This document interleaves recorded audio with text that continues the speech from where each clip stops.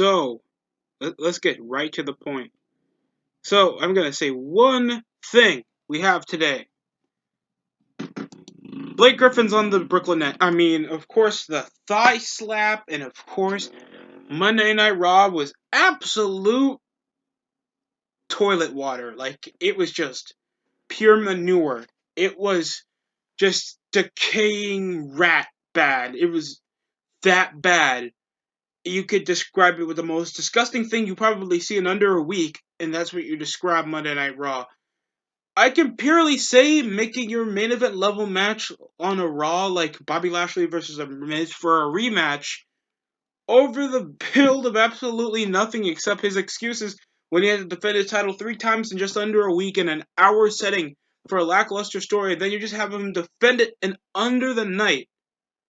And under an hour. It just is retarded enough, bro. We had a Mania rematch, even though it mean nothing. These guys wrestled in the mid card of Mania 35, and then just had a lot of rematches, so the match didn't feel that special. Miz was whining about, oh, I got counted out, and I didn't get the title change. I ran out, so I didn't get a title change. But as soon as it was a lumberjack match and he beat the crap out of me, I lost the title after trying to escape. It's just a lackluster way how to make the more just a pro-mile like whiny little child that's the Miz, and it doesn't make him feel like a heel. It just makes him feel like a whiny bitch. Like, we know heels complain about getting unfair disadvantages, how they lose clean. It happens in wrestling, but it just makes it feel nauseating hearing it over the Miz, because I feel like for the rest of his promos, for most of his promos, all he does is bitch and complain. Or just whine over his misdoing over other people, so it doesn't feel that relevant whenever he says he's the best and he's the relevant and he's the most relevant. He's the most mainstream. He sucks. Luckily enough that he can averagely talk, people already been waiting for Lashley to be world champion. His first title defense in under a week goes successfully. Oh god, the opening start of the show was the world title match. Goodness. I don't know what kind of idea they'd be building over to. So it was Miz trying to use his footwork and speed to try to escape Lashley's grasp, and then he later on got chucked over a gorilla press, kept getting chucked all over side the ring until he got the hurt lock when he tried to escape again. The match lasted for under 10 minutes. I can at least give it that much, but that's at least a main event. You could have just made it a no DQ match or something to make sure that there's no excuses and put it over in the main event. But thanks, Miz is a main event level. should have saw that coming. Oh goodness.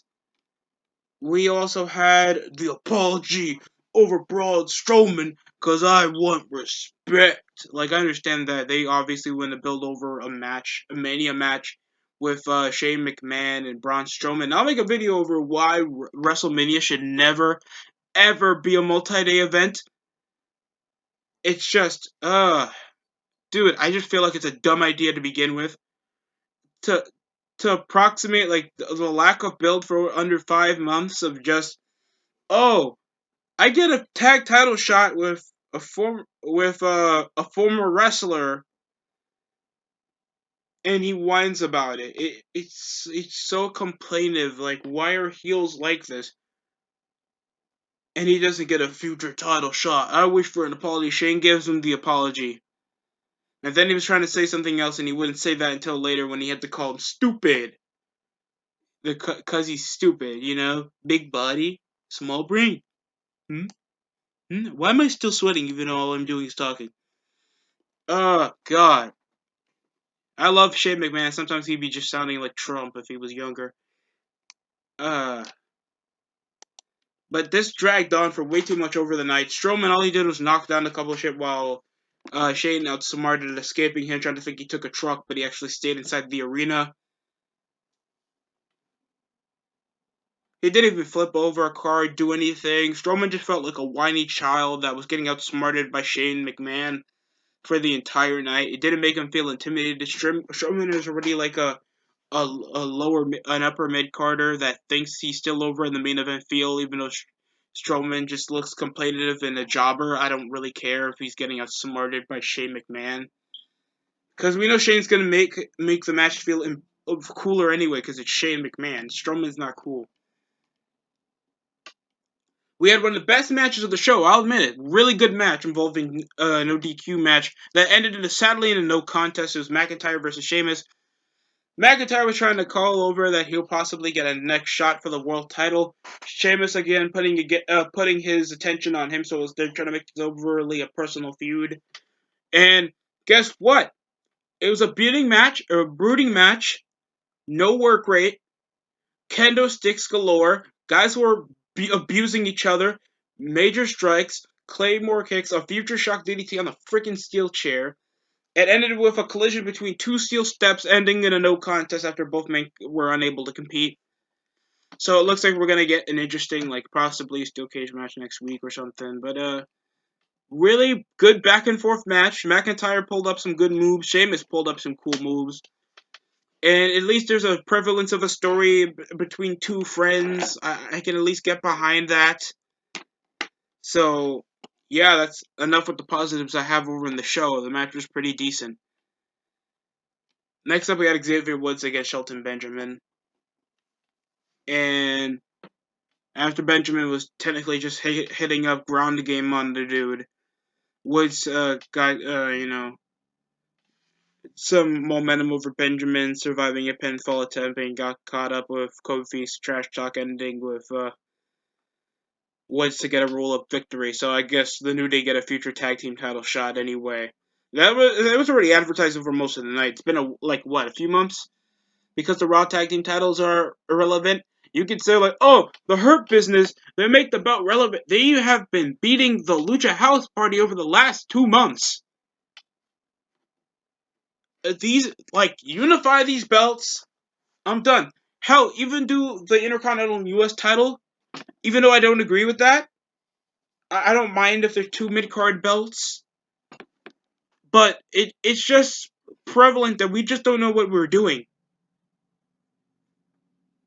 I don't mind seeing the New Day versus the Hurt Business, even though how the way the Hurt Business won the belt was pretty bad. It didn't build them up. It looked inconsistent. I guess they're gonna do New Day winning, possibly gonna win it for like the umpteenth time instead of having any story for Kofi and Xavier. Even though Kofi literally had a future opportunity for the WWE title back at Elimination Chamber, and he's thinking, why am I still trying to get a tag team title opportunity? There's very little story in this, and I just don't understand why. And people are just okay with this because they think that the New Day are good, all because they fit for the current direction of the WWE. And it's astounding how stupid you are for thinking that. Goodness. We also had Slapjack. The main adventures of Slapjack against Matt Riddle. It's Riddle. Riddle me this. What sucks this match? It was just Hurricane Rana. I think it ended with the Bro Derek for the victory. I don't really care.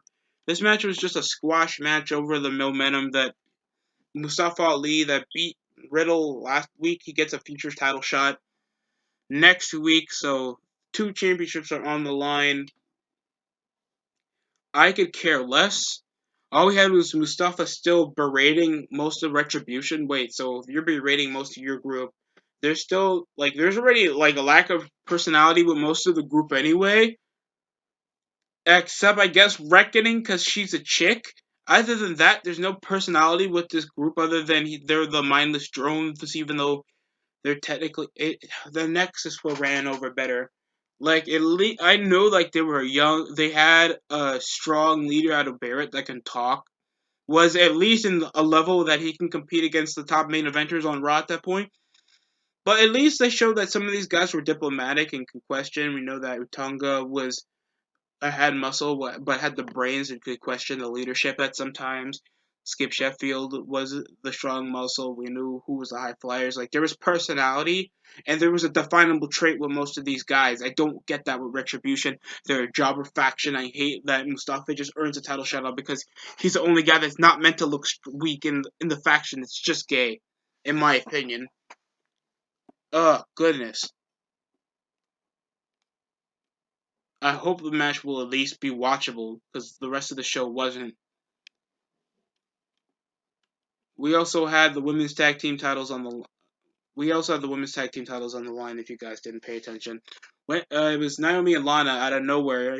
I guess because they beat Mandy and Dana in a match last week or 2 weeks ago, that they're in a shot against Nia and Shayna. I don't care that they defended their titles on NXT because you know that they're gonna automatically retain off the bat because no one legitimate in a developmental brand can really beat these chicks. So it makes no sense even defending it in NXT. Sorry if it, that I just don't care about NXT, man. So the match was bland, like other than just quick, lazy warm up spots. Lana trying to skip a Kokona clutch a couple times. Naomi with a corkscrew senton outside the ring. Then it came off a powerbomb of Nia Jax to pick up the victory. There was also, of course, the chubby chaser himself, Reginald. He lost my respect, bro. Come on. So he ended up getting lifted away off Nia Jax. I don't know. Uh, you guys are probably gonna have terrible nightmares when I say this. Reginald is possibly wishing for death by snoo snoo at this point. And if you guys don't know what death by snoo snoo is, watch Futurama. That's all I'm gonna say. I'm not gonna explain it to waste more of my time. There was also, of course, AJ Styles backstage talking trash about the personal issues involving uh, Randy Orton's issues with Bray Wyatt and Alexa Bliss. Of course, they kept trying to flashbacking, like wasted 5 minutes of footage over what's been happening over the last few weeks, and they just had a match for a match. Other than Styles talking trash, is like no relevance other than, oh, we talk trash. That's the main event. That's a mid card match. That's a mid card match. I don't know why a mid card match was the main event. They can't You can't make Carlito and Orton the main event of Raw in '06. You can't make the main event of Raw be Styles and Orton. Dropkick, dropkick, a bit of a warm up spot, elevated DDT. It's like they were just going near fall over near fall until there was literal fire coming over the top of the ring posts, and then black stuff still keeps coming over the mouth of Orton. So they're trying to go for the demonic vibe. I'm not liking this over Alexa Bliss. I just feel like it's especially more repetitive. There's not much of a rhyme or reason why she's doing this or a symbolism over most of this crap. And it just keeps looking forcefully edgy. I don't really care. It ends with yeah. It ends with Styles taking the phenomenal forearm, picking up the victory, and Orton helpless with black stuff in his mouth.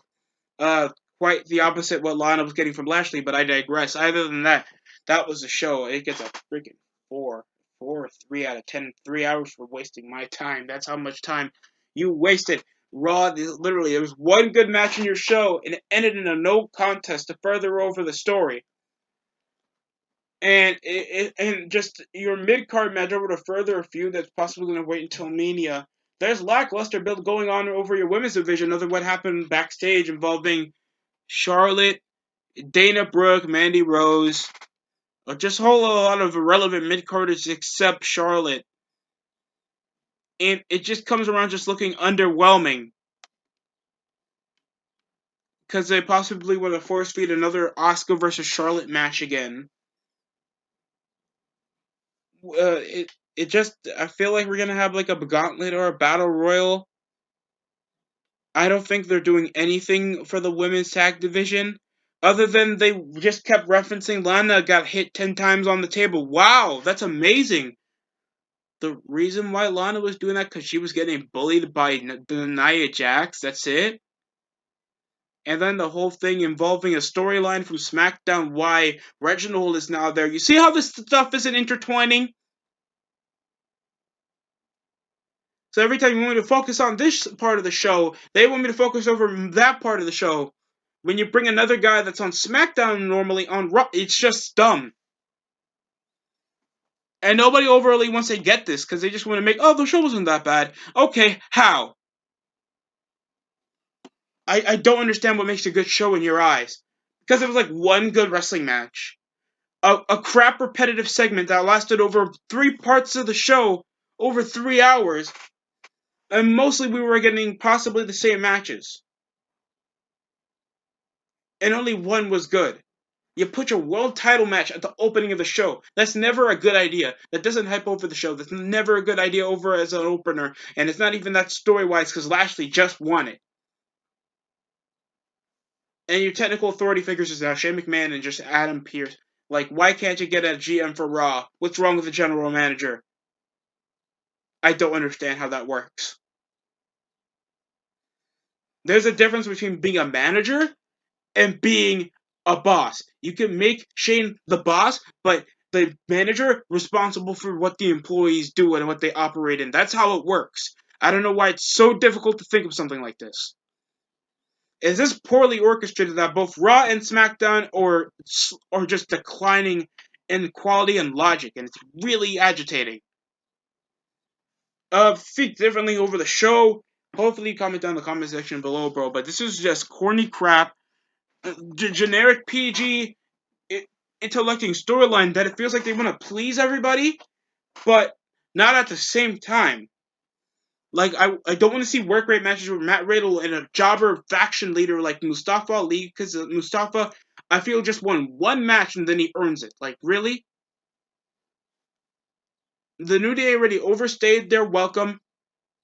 They're not doing much to actually get guys that can be a major draw over the company, more TV time like the Hurt Business.